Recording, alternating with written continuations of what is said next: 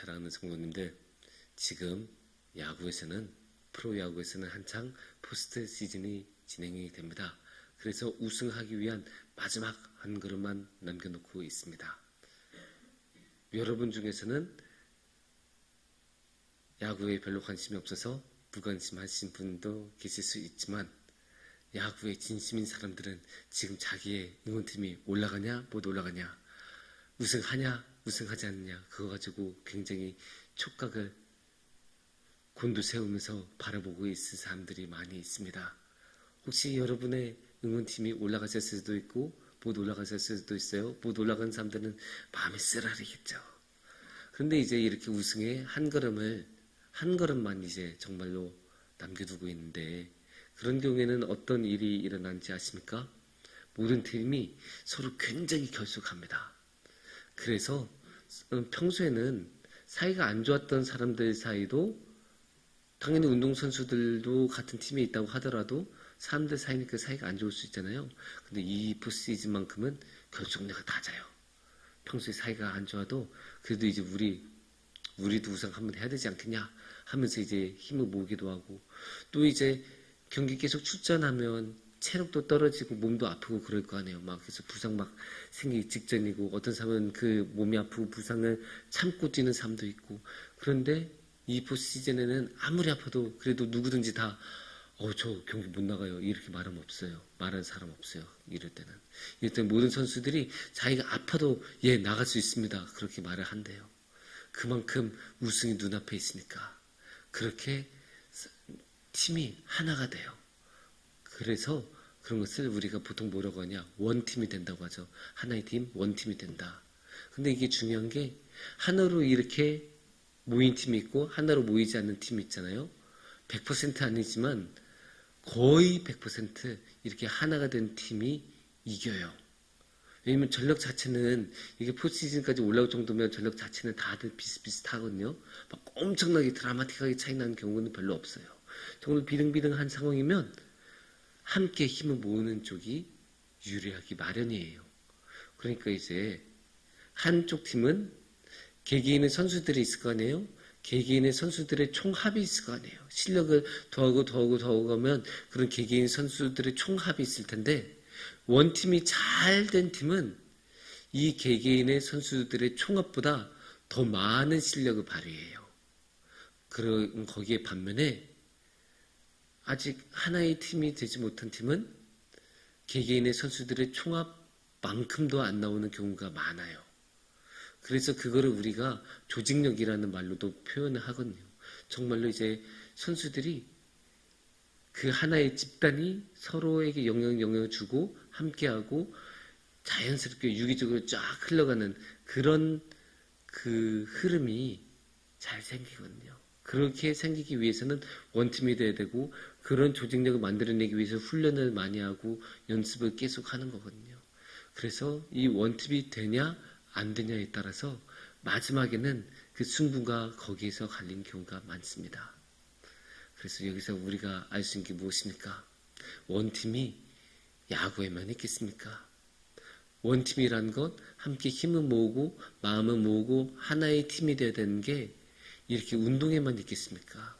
아닙니다. 우리 신앙에도 해당이 됩니다.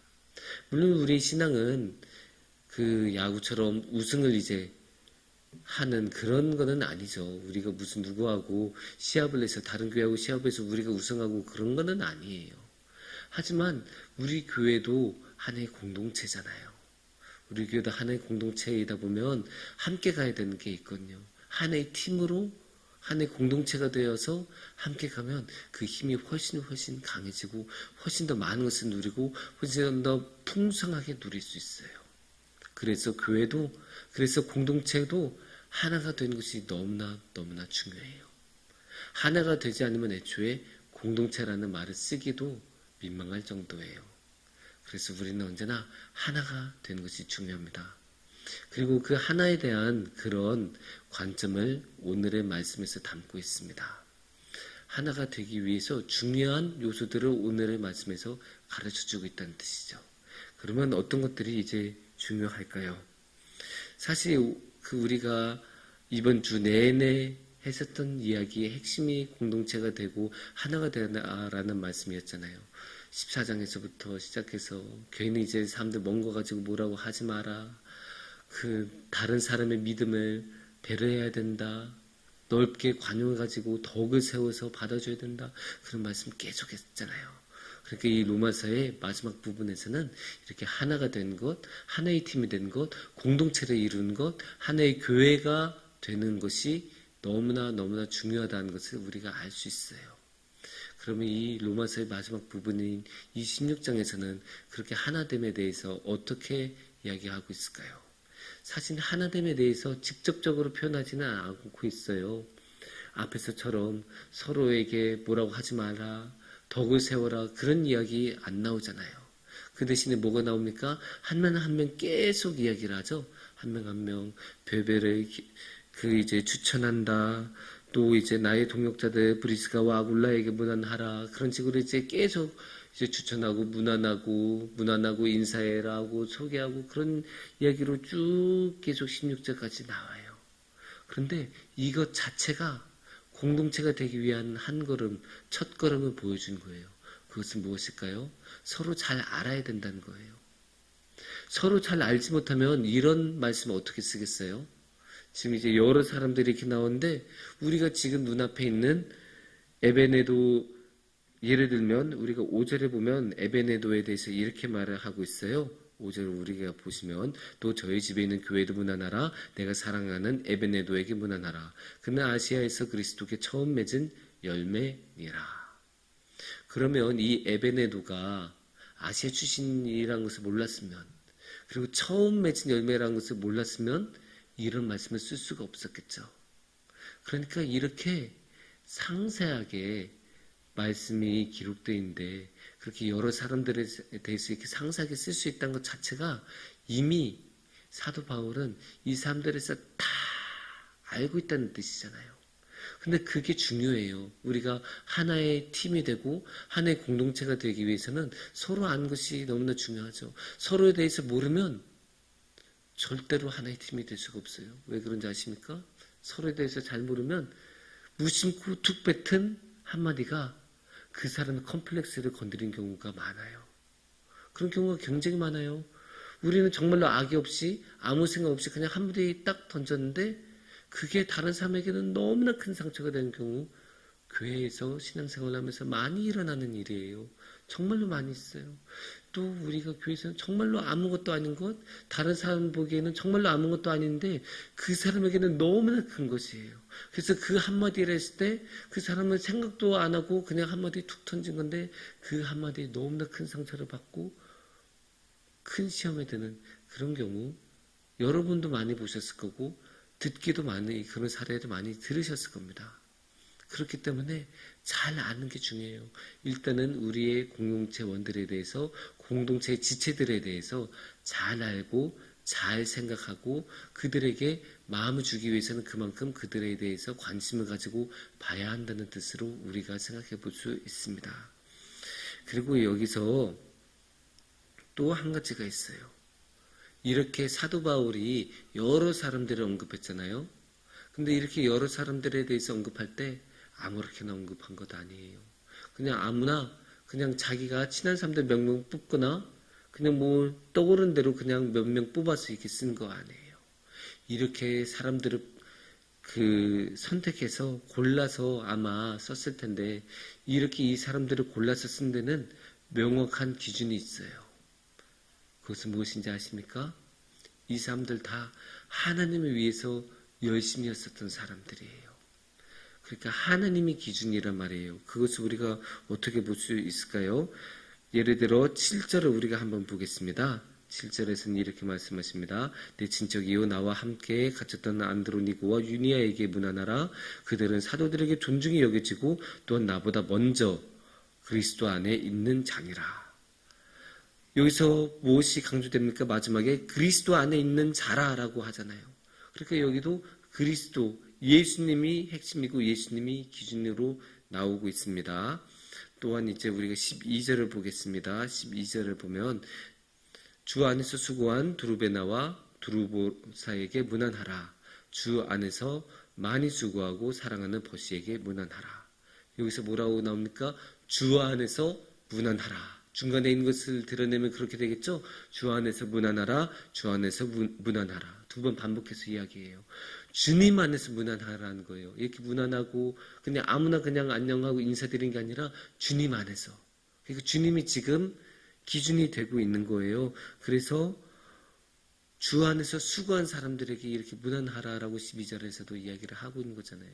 어디까지나 하나님, 어디까지나 주님이 지금 기준이 되고 있는 것입니다. 그렇게 이제 계속 보시면 다 그래요. 그 4절에서도 보면 이렇게 말씀하시죠. 4절에서도 보면 그들은 내 목숨을 위하여 자기 목까지도 내놓았나니 나뿐 아니라 이방인의 모든 교회도 그들에게 감사하느니라. 자기 목숨까지 걸었던 사람들이에요. 근데 이 사람들이 정말로 그냥 사도 바울을 위해요. 여기서 내 목숨을 위하여라고 하니까 사도 바울 아니겠습니까? 그냥 사도 바울을 위해서 목숨을 건 걸까요? 아니에요. 사도 바울이 하나님의 말씀을 전하는 사람이니까 이 사도 바울을 살린 일이 하나님을 위한 일이겠구나라고 생각하고 그래서 사도 바울을 위해서 목숨을 건 거예요. 그러니까 하나님 위해서 목숨을 건 거예요. 그러니까 이제 이 4절 후반부에서 그렇게 말한 거죠. 이방인의 모든 교회도 그들에게 감사한다. 감사해야 한다. 이유는 딱 한 가지예요. 그렇게 하나님 위해서 헌신하고 자신의 목숨까지 내걸었으니까. 그렇게 내건 덕에 다른 이방에 있는 모든 교회들이 주님의 복음을 들을 수 있으니까. 그러니까 여기서 우리가 알아야 되는 게 우리가 공동체로 모일 때는 사사로이 모인 게 아니에요. 그냥 시간이 남아서 모인 게 아니에요. 그냥 성북동에 사는 사람들끼리 그냥 모인 거 아니에요. 어디까지나 우리의 중심 예수 그리스도. 언제나 우리 기준 하나님. 언제나 우리는 하나님을 중심에 두고 모여야 돼요. 그런데 이렇게 하나님을 중심으로 두고 모이면 갈등이 없어요. 예수님을 바라보느라 우리 사이에 있는 그런 짜잘한 작은 것들, 우리 작은 결함들 안 보여요. 예수님이 훨씬 더 크신 분이시기 때문이에요. 예수님은 우리에게 그 주님의 보혈의 피로 우리의 작은 허물들을 모두 덮어주신 분이시기 때문이에요. 그래서 우리가 주님을 바라보고 주님과 함께하고 주님을 기준으로 두면 우리는 참된 하나의 공동체로 거듭날 수 있어요. 사랑하는 성도님들, 우리 그냥 두면 우리는 그냥 항상 서로 싸워요. 우리의 마음은 너무나 작고 상대를 배려하지 않고 우리 자신만 알기 때문에 조금만 마음에 들지 않아도 예민해지고 화를 내고 그러면 이제 공동체 안에서 갈등이 생기는 거죠. 그게 좋겠습니까? 그런 신앙생활이 바람직하겠습니까? 마음부터 편하지가 않잖아요. 그런 갈등이 계속 있으면 어떻게 마음이 편하겠어요? 우리 자신을 위해서라도 우리가 마음 편안하게 신앙생활을 하고 하나님 안에서 사랑을 누리면서 살아가기 위해서라도 우리는 하나가 돼야 돼요. 그렇게 하나가 되는 가장 중요한 방법, 핵심적인 방법은 주님을 기준으로 삼고 하나가 되는 거예요. 그렇게 주님을 기준으로 삼고 주님을 붙들고 나아가서 우리가 하나 되어서 주님과 함께하는 그런 우리의 공동체가 되기를 축원합니다. 함께 기도하겠습니다.